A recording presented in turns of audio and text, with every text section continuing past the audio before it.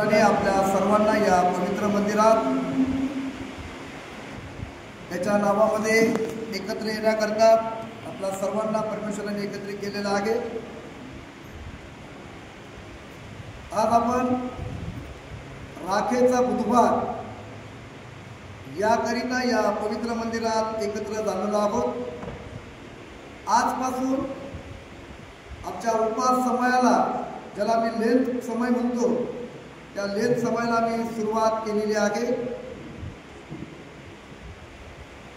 सकाळी 7 वाजता भक्ती संपन्न झाली। बरेच लोक या सकाळच्या भक्तीमध्ये देखील सहभागी झाले। आजपासून आपण सर्वांनी उपवास धरला असेल अशी माझी अपेक्षा आहे। मी 2 वाजता उपवास सोडला, कारण त्याच्यावर कुठं मी काही धरू शकत नाही। बरेच लोकांचं पण असंच असेल, काहींनी अर्धा दिवस धरला असेल। आज प्रामुख्याने काही लोकांनी सकाळपासून उपाशी असतील, कारण मी सर्वांना सांगितलं होतं की इथं येऊन उपवास सोडायचा आहे, आणि त्या दृष्टिकोनातून आपण सर्वांनी उपवास धरला असेल अशी मी अपेक्षा बाळगतो। उपवास समय जो 40 दिवसाचा आम्ही उपवास समय पाळणार आहोत, त्या संदर्भातला जो इतिहास किंवा त्या संदर्भातली जी माहिती आपल्या सर्वांना असेलच असं मी ग्राह्य धरतो। आपण जर त्याचा इतिहास जर पाहिला तर पहिल्या शतकामध्ये जी पहिली मंडळी होती ते 45 ते 46 दिवसाचा ते उपवास करत असत। 46 दिवस असले तर त्याच्यामध्ये लीप वर्ष हे समाविष्ट असायचे। आणि मग कालांतराने 3ऱ्या शतकामध्ये म्हणजे 325व्या वर्षी निकेची परिषद भरली। सर्व धर्मपुढारी, सर्व बिशप्स, सर्व मोठमोठाले धर्म अभ्यासक, आचार्य यांनी त्या निकेच्या परिषदेमध्ये ते एकत्र आले। आणि मग ईस्टर पासून मागे 40 दिवस रविवार वगळता, म्हणजे बुधवारपासून जो आम्ही आज राखेचा बुधवार पाळतो, तर त्यापर्यंत त्यांनी ते राखेचा बुधवार त्याला समजलं नव्हतं। ईस्टर पासून रविवार सोडून 40 दिवसापासून तो उपवास कालावधी त्यांनी मान्य केला, आणि एक मताने त्याला सर्वांनी मान्यता दिली। आणि मग रविवार सोडून 40 दिवसाचा उपवास प्रक्रिया चालू झाली। त्याच्यानंतर 5व्या शतकात पोप गेरी यांनी पुन्हा एक धर्मपरिषद घेतली, आणि या धर्मपरिषदेमध्ये जो उपवासाचा सुरुवातीचा दिवस आहे, म्हणजे आजचा दिवस बुधवार, या दिवसाला राखेचा बुधवार म्हणून त्यांनी संबोधलं। आणि त्या 5व्या शतकापासून या दिवसाला राखेचा बुधवार म्हणून उपवास समयाला सुरुवात झालेली आहे। आणखी याला एक ऐतिहासिक कारण असं आहे की जे कॅथोलिक लोक आहेत किंवा ऑर्थोडॉक्सचे लोक आहेत, आम्ही झावळ्याच्या रविवारी ज्या झावळ्या घेऊन आम्ही मिरवणूक काढतो, मिरवणुकीनंतर ज्या झावळ्या उरलेल्या असतात त्या झावळ्या गोळा केल्या जातात, आणि मग त्या सुकवल्या जातात। आणि मग त्या झावळ्या ज्या दिवशी राखेचा बुधवार असतो त्या दिवशी त्यांची राख केली जाते, आणि प्रत्येकाच्या कपाळाला ते जे आचार्य आहेत, जे फादर आहेत, ते प्रत्येकाच्या कपाळावर पुसाची खुली करतात। आणि उत्पत्ती 3:19-20 मध्ये सांगितल्याप्रमाणे तू माती आहेस व मातीला मिळशील याची जाणीव प्रत्येकाला करून देतात। आजही करतात। काही चर्च ऑफ नॉर्थ इंडियाच्या, म्हणजे आमच्या CNIच्या चर्चेसमध्ये देखील अशा काही ठिकाणी ही प्रथा आहे। ऑर्थोडॉक्स प्रामुख्याने आणि CNI यांच्यामध्ये ही प्रथा आजही प्रचलित आहे। आणि म्हणून आजच्या दिवसाला राखेचा बुधवार म्हणून प्रामुख्याने त्याची प्रचिती झालेली आहे। आम्ही ज्या लेंट समयामध्ये आहे, जे 40 दिवस आम्ही उपवास आणि प्रार्थना करत आहोत, एक सत्य तुम्हाला ठाऊक असणं गरजेचं आहे। राखेचा बुधवार हा बायबलमध्ये कुठेही लिहिलेला आढळत नाही, परंतु रूढी परंपरेने मी सांगितलं पहिला शतक, तिसरा शतक, पाचवा शतक या रूढी परंपरेने आज आम्ही तो राखेचा बुधवार पाळत आहोत.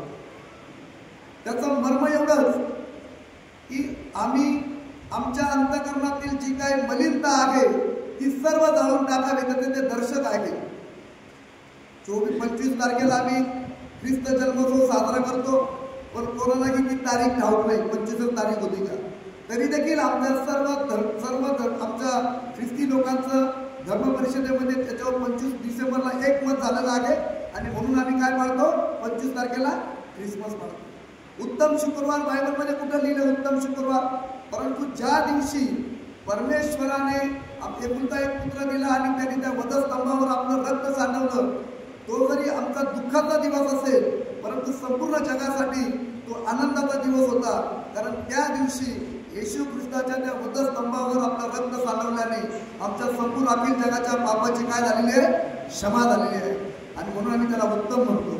कधी कधी आमचे हिंदू जे मित्र परिवार आहेत ते आम्हाला विचारणा करतात, तुमचं काय असं सगळं उलटच आहे, तुमच्या देवाला त्या वधस्तंभावर खेळण्यात आलं आणि त्या दिवसाला तुम्ही उत्तम शुक्रवार गुड फ्रायडे म्हणतात, परंतु त्याच्यातलं मर्म त्यांना माहीत नाही.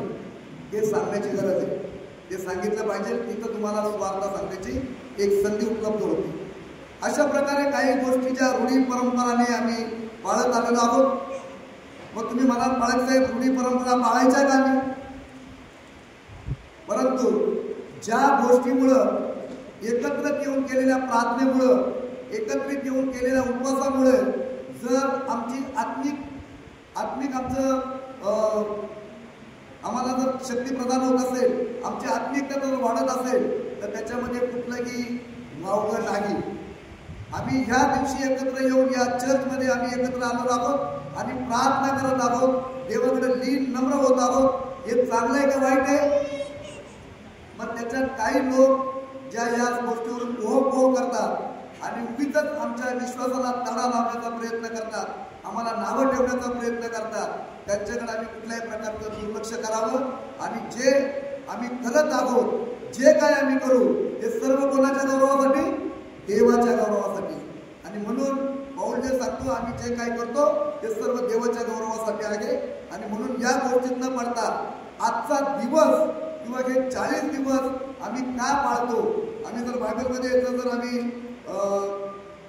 या 40 दिवसाबद्दल जर आम्ही माहिती घेतली तर बायबलमध्ये 40 संदर्भात जवळजवळ 100 ते 150 वेळा याचा उल्लेख आपल्याला पाहायला मिळतो. उत्पत्तीचा 7वा अध्याय 12व्या वचनामध्ये आपण पाहिलं, नोआच्या काळामध्ये 40 दिवस 40 रात्र काय पडला, पाऊस पडला.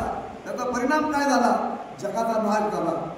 त्यामध्ये उत्पत्ती 50:3 मध्ये जर आपण गेलो तर याकोबाच्या पेत्राला मसाला लावून भरून तयार करण्यासाठी त्याला 40 दिवस लागले.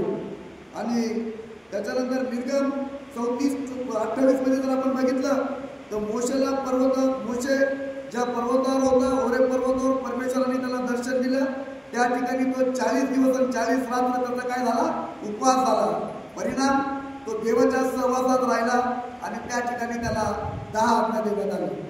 त्यानंतर गणनात 14-34 मध्ये जर आपण बघितला तर जो कनान देश परमेश्वराने त्याच्या निवडलेल्या राष्ट्राला देण्यासाठी दिला होता, तो कनान देश हेरण्यासाठी जे हेर पाठवले होते त्यांना 40 दिवस लागले तो देश हेरण्यासाठी.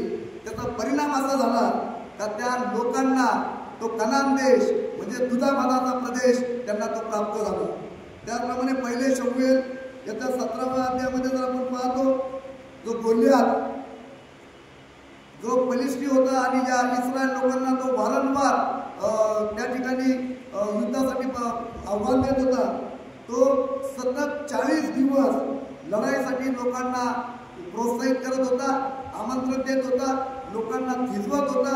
आणि त्याचा परिणाम असा झाला की दाविदाने त्याला ठार केलं आणि त्या ठिकाणी त्या दाविदाचा विजय झाला. त्याचप्रमाणे पहिले राजे याचा 19 अध्याय 8व्या वचनामध्ये एलिया जो देवाचा संदेश आहे त्याला 40 दिवस व 40 रात्र उपाशी राहून होरे पर्वतावर त्याला पोहोचण्यासाठी तेवढा कालावधी लागला. त्याचा परिणाम असा झाला तर त्याला मरणाचा अनुभव आला नाही आणि तो जिवंतपणे स्वर्गात घेतला गेला. अनेक उदाहरणं आहेत. योना 3:4 मध्ये आपल्याला माहित आहे की निनवे शहरामध्ये परमेश्वराने योनाला पाठवलं. त्या देशाचा नाश होणार होता. त्या देशातल्या लोकांचे पाप देवापर्यंत पोहोचलं होतं आणि परमेश्वराने योनाला सांगितलं, जाऊन त्यांना तू संदेश सांग. आणि आपल्या सर्वांना योनाची परिस्थिती माहिती आहे. तो तारसेसला पळून चालला होता. देवाने त्याला परत नेलं. परंतु परिणाम असा झाला तर त्यांनी त्या ठिकाणी प्रभावीपणे देवाचा संदेश सांगितला.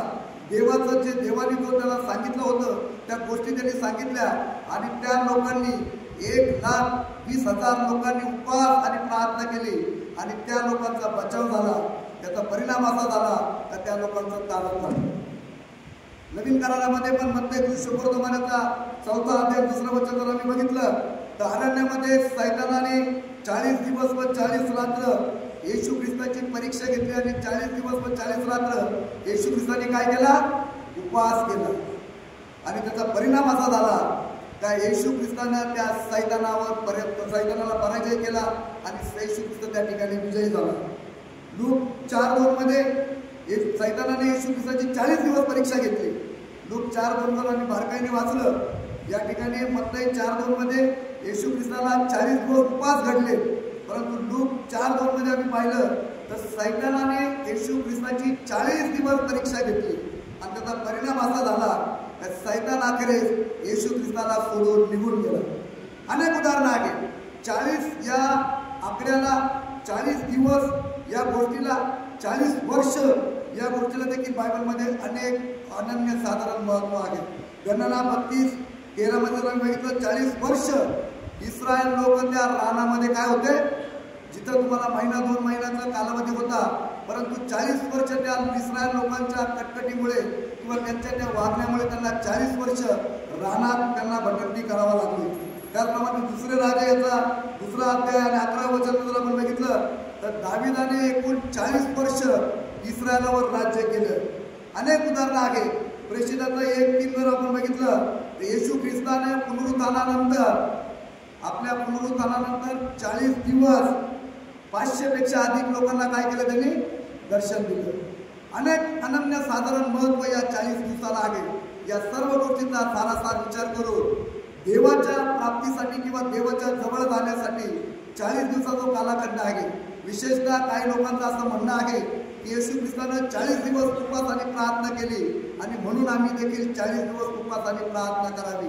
परंतु आमच्या जीवनामध्ये ज्या ज्या गोष्टी आमच्या धर्मगुरूंनी किंवा जे शास्त्र अभ्यासक आहेत त्यांनी या सर्व गोष्टींचा बारकाईने अभ्यास करून काही नियमावली किंवा काही ख्रिस्ती लोकांना काही नियम असावेत, त्या नियमाच्या साच्यामध्ये आम्ही असावं म्हणून या सर्व गोष्टी त्यांनी विधित करून ठेवलेल्या आहे आणि आम्ही आजपर्यंत ते पाळत आलेलो आहोत.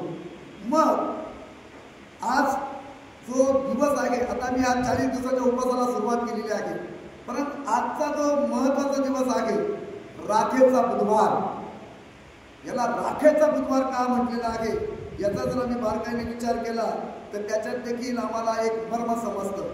राख जी आहे ही नम्रता, पापाची कबुली, क्षमा, देवाला पुन्हा समर्पित होणं, समर्पण, पश्चाताप, माघारी फिरण्याचं हे एक दर्शक आहे. नम्रतेचं एक दर्शक आहे. पाप ज्यावेळेस आम्ही सोडतो किंवा आम्हाला ज्यावेळेस आम्ही नम्र होतो त्यावेळेस आमच्या अंतःकरणात असलेल्या पापाची आम्ही राख करतो. राखेच्या संदर्भात जर आम्ही बघितलं तर अनेक गोष्टी आम्हाला या राखेच्या संदर्भामध्ये आम्हाला पाहायला मिळतात. जुन्या करारामध्ये देखील आम्ही जर त्याचा अभ्यास केला तर आम्हाला गणनामध्ये 19:1-10 मध्ये जे अशुद्धता दूर करण्यासाठी राखेचा उपयोग किंवा राखेच्या पाण्याचा उपयोग करत असेल. आपण जर जुना करार जर वाचला, मोशेला दिलेले जे नियमशास्त्र आहे त्यामध्ये देखील राखेचा विशिष्ट प्रकारे त्या ठिकाणी अर्थ आहे आणि त्याचा उपयोग आहे. आपण नंतर त्या गोष्टीवर येणारच आहोत. परंतु राख जे आहे त्या राखेचा आम्ही योग 42:6 मध्ये जर वाचलं तर म्हणून मी माघार घेऊन धूळ राखेत बसून पश्चाताप करत आहे. योग म्हणतो मी राखेत बसून धूळ अंगावर घेऊन, राख अंगावर घेऊन पश्चाताप करत आहे. पश्चातापाचा एक दर्शक आहे राख. त्याचप्रमाणे नेहम्या 9:1 जर आम्ही वाचलं तर त्यामध्ये लिहिलेलं इस्रायल लोक यांनी गोंडपाट पांघरून राखेत बसून पश्चाताप केले व आपले पाप कबूल केले. पाप कबूल करण्यासाठी गोंडपाट म्हणजे जे गोलपाटे त्याला कुठल्याही प्रकारचं साधारण महत्त्व नाही, जे आम्ही पांघरूच शकत नाही असं गोलपाट पांघरून आमचा सर्व मीपणा बाजूला काढून अंगावर राख उडून जे पश्चाताप करतात त्यांची प्रार्थना देव ऐकतो. आणि देवाला आपलं म्हणणं मागण्याचं जुन्या काळापासून किंवा जुन्या काळापासून अनेक आम्हाला उदाहरणं पाहायला भेटतात. किंवा राग अंगावर ओतून लोक पश्चाताप करून देवाला विनंती याचना करत होते. दानिएल जो आहे 9व्या अध्याय 3ऱ्या वचनामध्ये देखील दानिएल गोलपाट नेसून अंगावर राग उतरून उपास प्रार्थना करत व पापींना पाप अंगीकार करत असत. इब्रिकांना पत्र याचा 9वा अध्याय 13वे वचन जर आपण वाचलं तर कालवडीची राख ही अशुद्ध झालेल्यावर शिंपडल्याने आमच्या देहाची शुद्धी होते. जुन्या काळाचा जो नियम आम्ही गणनामध्ये 19 मध्ये वाचलेला आहे त्या संदर्भात देखील आपल्याला इब्रिकांच्या पत्रामध्ये वाचायला मिळतं. आणि अशा प्रकारे या राखेला अनन्य साधारण महत्त्व असल्या कारणाने पश्चाताप करण्याअगोदर आम्हाला लीन आणि नम्र होणं गरजेचं असल्या कारणाने ते राख लीन आणि नम्रतेचे एक दर्शक आहे, पश्चातापाचं एक दर्शक आहे, पापाच्या क्षम्या मागण्याकरता ते एक दर्शक आहे. आणि म्हणून आजच्या दिवसाला आमचे जे पूर्वज होते किंवा आमचे जे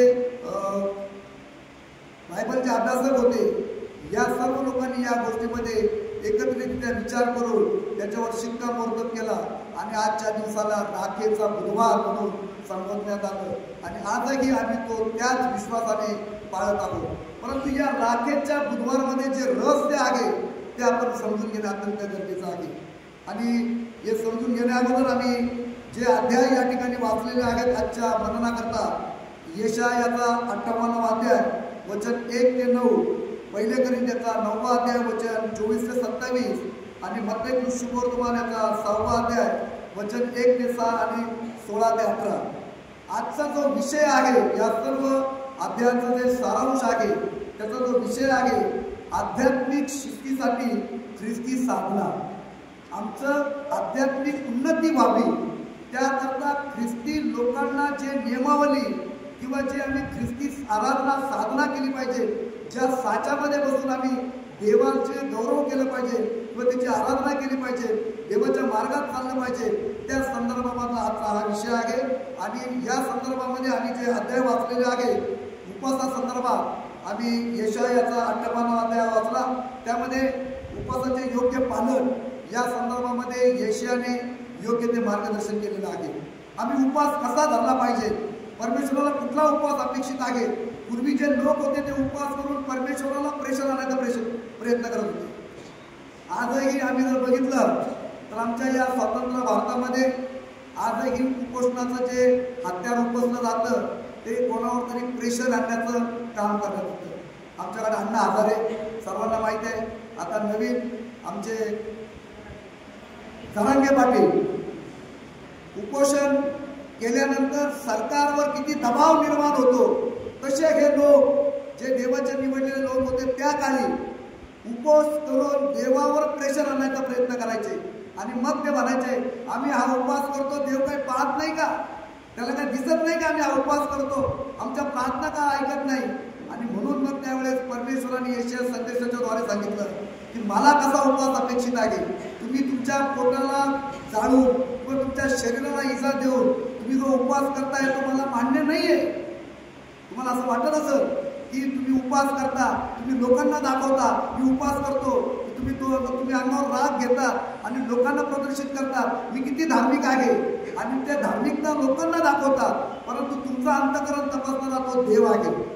कुठल्या अंतःकरणाने तुम्ही उपवास करता हे देवाला ठाऊक आहे आणि देवाला कुठला अपेक्षित उपवास आहे.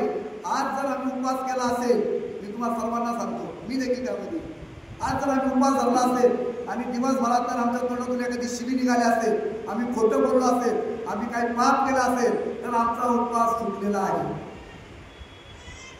लक्षात धरा, आम्हाला शरीराला त्रास देऊन आम्हाला तो उपवास देवाला तो अपेक्षित नाही, तर देवाला अपेक्षित आहे आमचं अंतःकरण. आम्ही आमचं अंतःकरण शुद्ध केलं पाहिजे. आमच्या अंतःकरणात असलेल्या सर्व दुष्टाई आम्ही काढून टाकली पाहिजे. त्या दिवशी आम्ही जे बंदिस्त आहेत त्यांना आम्ही सोडलं पाहिजे. दुष्टाईच्या ज्या बेड्या आहेत त्या तोडल्या पाहिजे. जीवाच्या दोऱ्या सोडाव्यात. जाचलेल्यांना मुक्त करावे. करावे, सगळे झोकड मोडावे, हाच असा देवाला पसंत पडणारा उपवास नव्हे काय, असा प्रतिप्रश्न परमेश्वराने येशया संदेशाच्या मार्फत केलेला आहे. भुकेला अन्न द्यावे, जे उघडे आहेत, जे लाचार आहेत, जे निरीक्षित आहेत त्यांना घरी न्यावं. म्हणजे येशू ख्रिस्ताने जे सांगितलेलं आहे, ज्यावेळेस मी भुकेला होतो, ज्यावेळेस मी ताण्याला होतो, ज्यावेळेस मी उघडा होतो, त्यावेळेस तू जर माझी काळजी घेतली नाही तर त्या स्वर्गाच्या राज्यात देखील आम्हाला नाकारलं जाईल. जे येशू ख्रिस्ताने त्याचं स्पष्टीकरण दिलेलं आहे. ज्यावेळेस आम्ही या दिवसामध्ये किंवा आम्ही आमच्या उपवास समयामध्ये, या उपवास समयामध्ये आम्ही गरिबाला मदत करावी, आमचं अन्न आम्ही गरिबाला द्यावं, आम्ही जे बंदिस्त आहेत त्यांना मोकळं करावं, जे जाचलेले आहेत त्यांना मुक्त करावं, त्या गोष्टी जर केला तर खऱ्या अर्थाने देवाला हा उपवास अपेक्षित आहे. या पद्धतीने या ठिकाणी येशया संदेशाच्या मार्फत या अध्यायामध्ये आपण वाचन केलेलं आहे. आणि जे पहिले करीत याचा 9वा अध्याय आणि 24 ते 27 जे वाचलेलं आहे, पाऊल करीतकराच्या मंडळीला लिहितोय विजयाला आवश्यक असा प्रयत्न. या ठिकाणी पाऊल सांगण्याचा प्रयत्न करतो आहे की आम्ही आमच्या शरीराचे दास होऊ नये, आमच्या शरीराला आम्ही दास करावं, आम्ही शरीराचे दास न होता आम्ही आमच्या शरीराला दास करावं. आणि पाऊल जे म्हणतो तर मीही तसा धावतो, म्हणजे अनिश्चितपणे धावत नाही. प्रत्येक जण हा शर्यतीमध्ये धावत असणाऱ्या प्रकारे धावत असतो. काहीतरी आम्हाला अपेक्षित असल्याप्रमाणे आम्हाला ते प्राप्त करण्यासाठी प्रत्येक जण धावत असतो, परंतु बक्षीस हे सर्वांना मिळत नसतं. परंतु आम्ही ज्या धावपट्टीवरून धावतो ती धावपट्टी आमची सातत्य ठेवणं गरजेचं आहे. म्हणून पाऊल म्हणतो की मी आपले शरीर उतरवतो, त्याला दास करून ठेवतो. असे जर मी केले नाही तर मी दुसऱ्यांना घोषणा केल्यानंतर कदाचित मी स्वतः पसंतीस न उतरलेला असा ठरेल.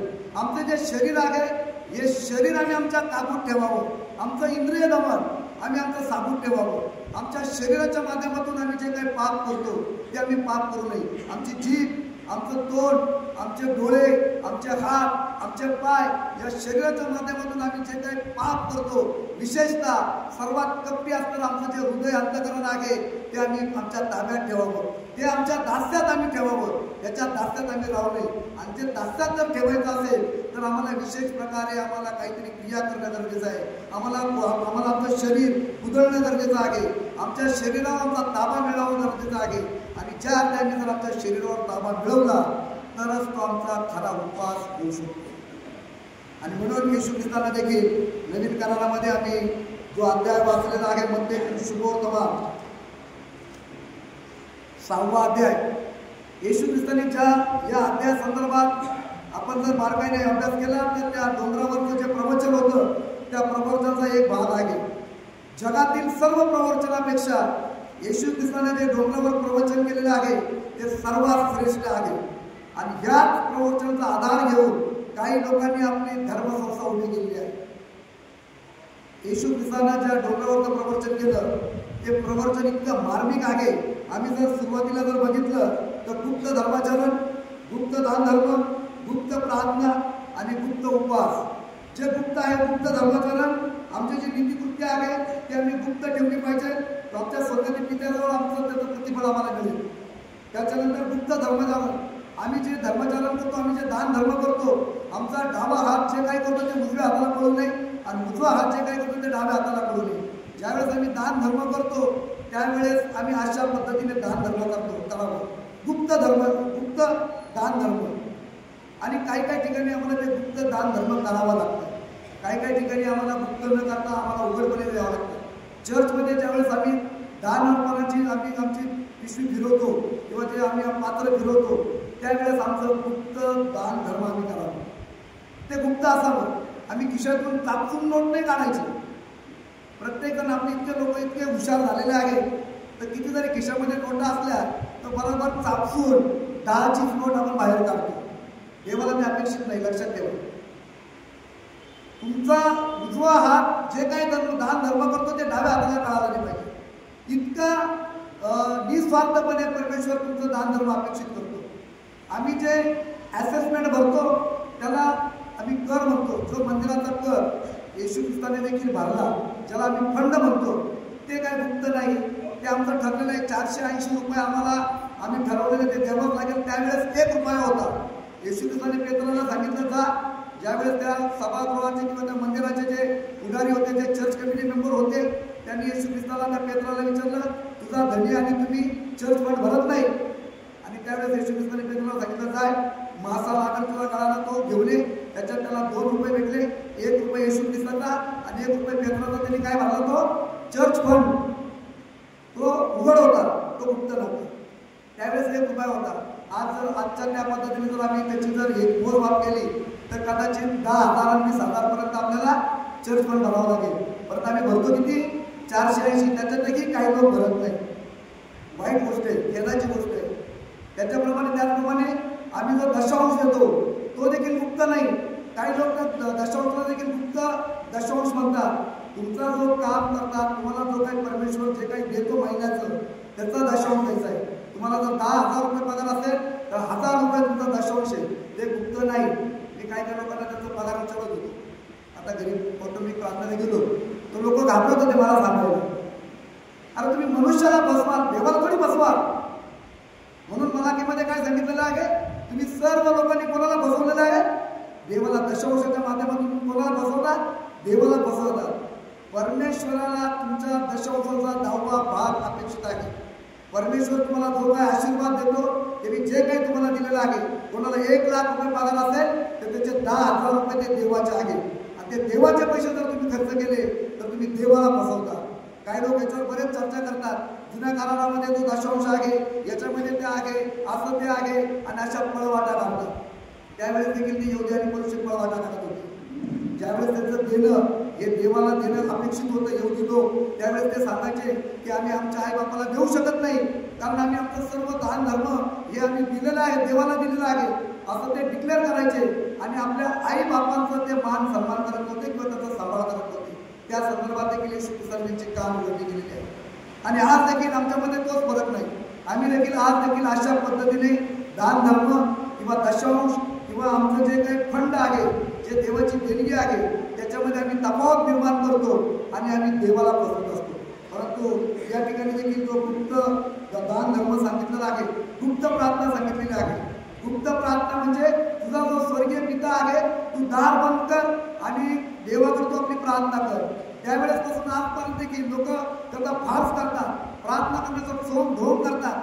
लोकांनी आम्हाला पाहावं, लोकांनी आम्हाला धार्मिक म्हणावं म्हणून त्या पद्धतीची प्रार्थना करतात. ती प्रार्थना देखील देवाला अपेक्षित नाही. काही लोक अर्धा घंटा प्रार्थना करतात, माझ्यासारखीची 2 वेळा झोपून जाते. अशी प्रार्थना करून काय फायदा? तुमचं म्हणणं काय आहे ते देवाला ठाऊक आहे. दावीद राजा म्हणतो की मी रचून तुला प्रार्थना सादर करेन.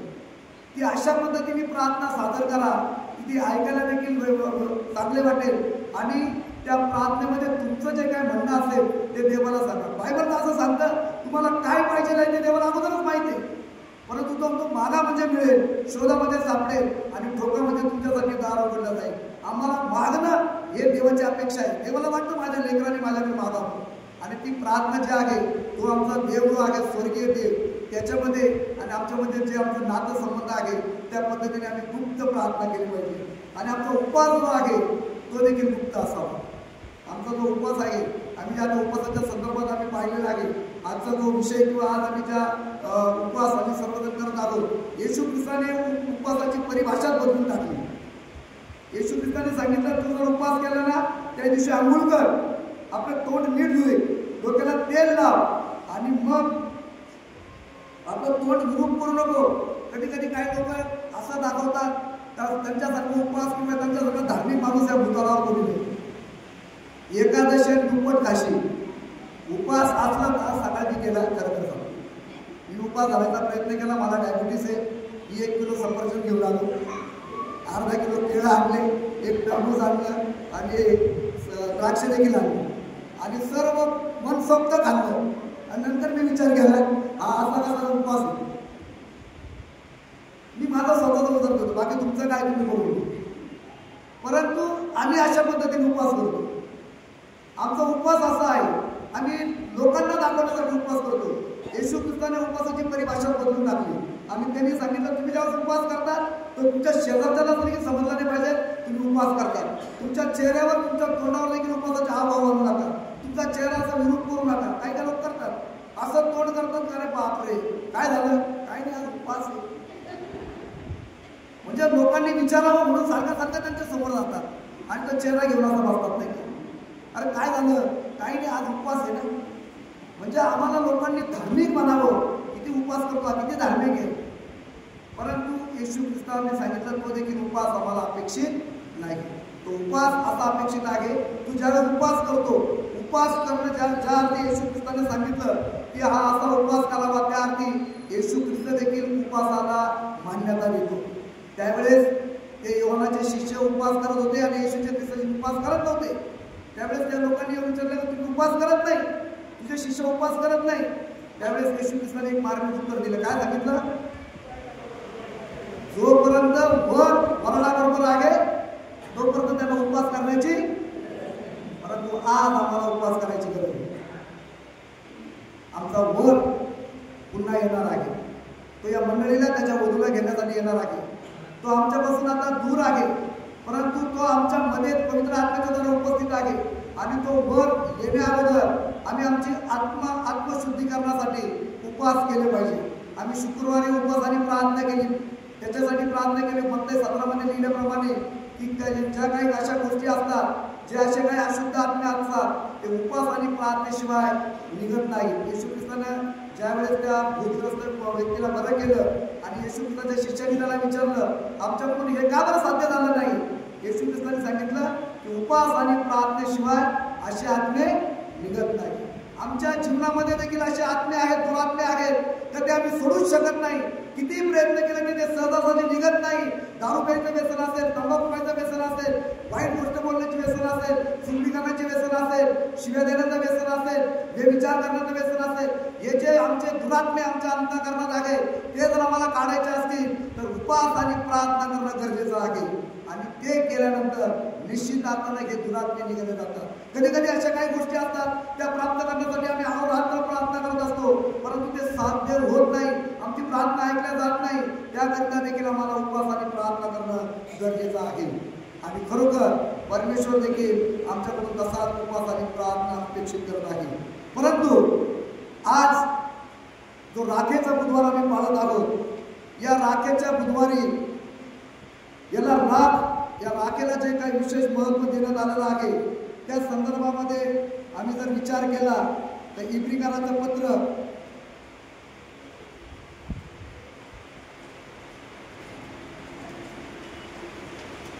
9वा अध्याय कोणाला भेटलं तर ते काढा.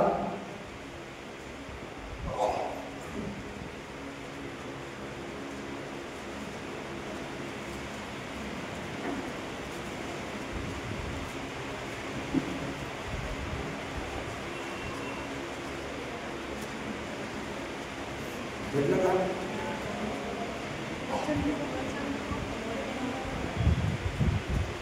इब्री 9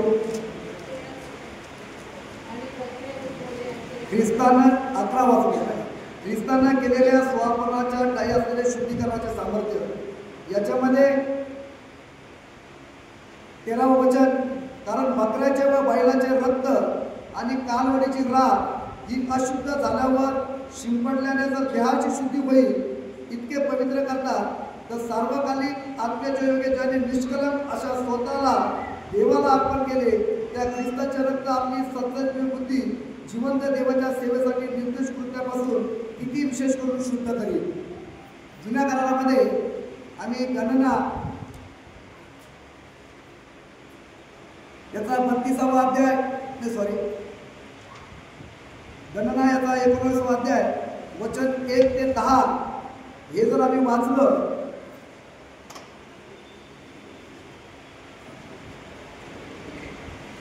गणना याचा 19वा अध्याय, आपल्याकडे जर बायबल असेल तर समोर ठेवा. त्याचं हेडिंग जे आहे, अशुद्धता दूर करणे. जे अशुद्धता आहे ती दूर करण्यासंदर्भामध्ये या ठिकाणी हा वृत्तांत आहे. आपण घरी जाऊन नीट बारकाईने वाचा, परंतु त्याच्यातला मथळा मी तुम्हाला सांगतो. यामध्ये असं लिहिलेलं आहे, एक निर्दोष कालवड, कालवडला काय म्हणतात मराठीमध्ये अजून, वासरू, कोकरा आपण म्हणतो, कालवड, एक निर्दोष कालवड. त्याच्यामध्ये असं परमेश्वराने दिलेल्या नियमशास्त्राचा विधी हा इस्रायल लोकांना सांग की निर्दोष व अवैध आणि जिच्यावर अद्याप जीव ठेवलेले अशी एक तांबड्या रंगाची कालवड माझ्याकडे घेऊन ये. कुठली? निर्दोष कालवड घेऊन यायची आणि त्या कालवडीचं तिचं त्या ठिकाणी तिचं अर्पण करायचं, तिचं रक्त त्या ठिकाणी शिंपडायचं. त्याच्यानंतर 5व्या वचनामध्ये तिचे कातडे, तिचे मांस, तिचं रक्त व शेण हे पूर्णपणे जाळून टाकायचं. आणि ते जाळल्यानंतर जी काय राख असेल त्या राखेमध्ये पाणी ठेवून ही राख, नववचन मग शुद्ध असलेल्या एखाद्या मनुष्याने ती कालवडीची राख जमा करून जाळून त्या कालवडीला जाळून ही राख जमा करून छावणी बाहेर एखाद्या स्वच्छ ठिकाणी ठेवावी. ही राख इस्रायल मंडळीच्या पापहारार्थ अस्वच्छ शालनाचे म्हणजे अशुद्धी दूर करण्याचे पाणी तयार करण्यासाठी म्हणून ठेवावी. ही राख जी आहे, जी कालवड जे निर्दोष कालवड जे आहे त्या निर्दोष कालवडाचा बळी त्या ठिकाणी द्यायचा, त्याचं रक्त त्या ठिकाणी शिंपडायचं आणि मग त्याच्यानंतर त्याची चामडी, त्याचं मांस, त्याचं सर्व हे जाळून टाकायचं. आणि जाळल्यानंतर तिची राख निर्माण होईल. ती राख त्या राखेमध्ये पाणी टाकून त्या राखेच्या द्वारे इस्रायल लोकांचे पाप अनार्थ म्हणजे त्याच्या पापाच्या क्षमेसाठी त्यांचं शुद्धीकरणाकरता ही त्याचा वापर करण्यात येतो. आज आम्ही राखेचा बुधवार पाळत आहोत. 2024 वर्षापूर्वी आमचा जो देव आमच्यावर तो अतिशय प्रेम करतो,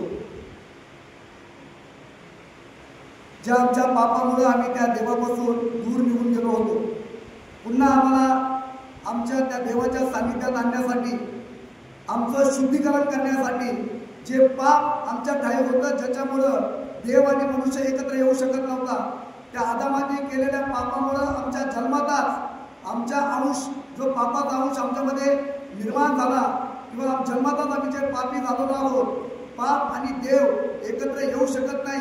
कारण देवाला पापाचा नवलेश सहन देखील होत नाही.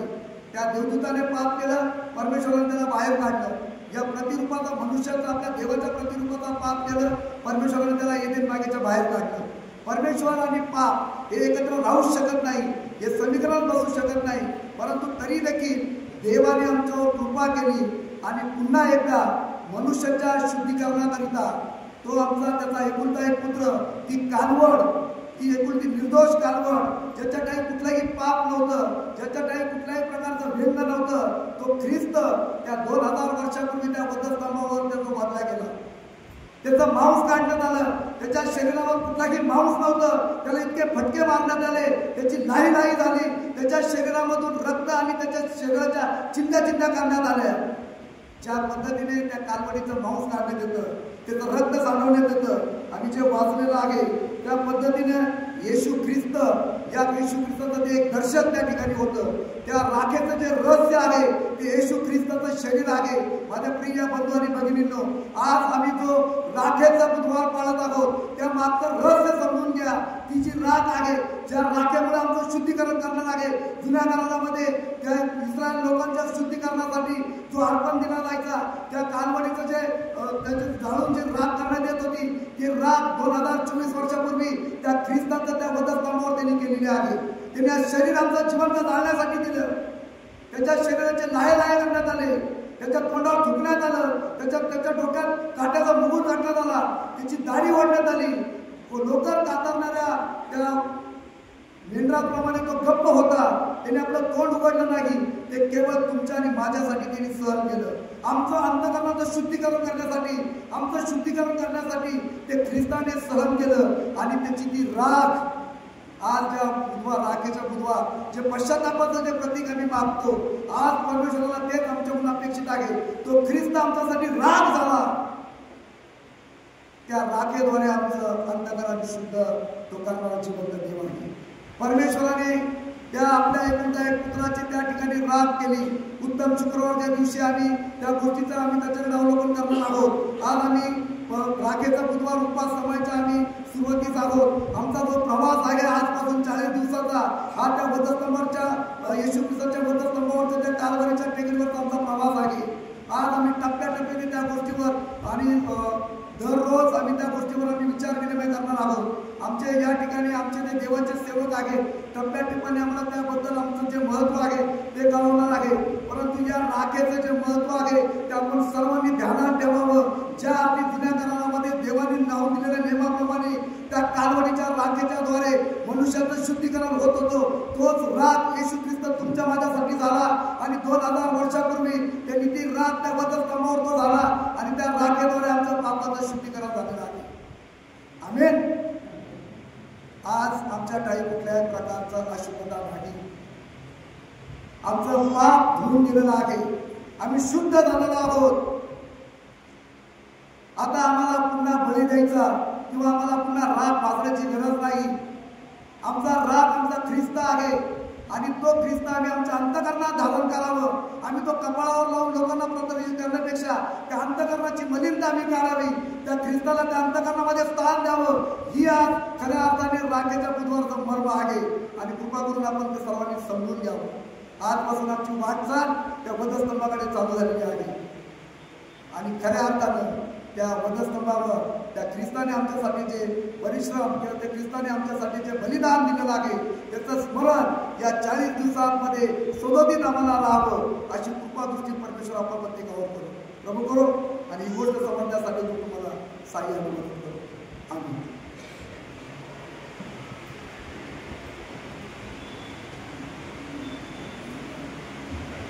सुंदर वचनाबद्दल आपण सुंदर नामना आपल्याला दिला परमेश्वराचे आशीर्वाद. त्यावेळेस आपण आपली अर्पणे आदराने परमेश्वराला सादर करूया आणि गीत क्रमांक 36 गीत क्रमांक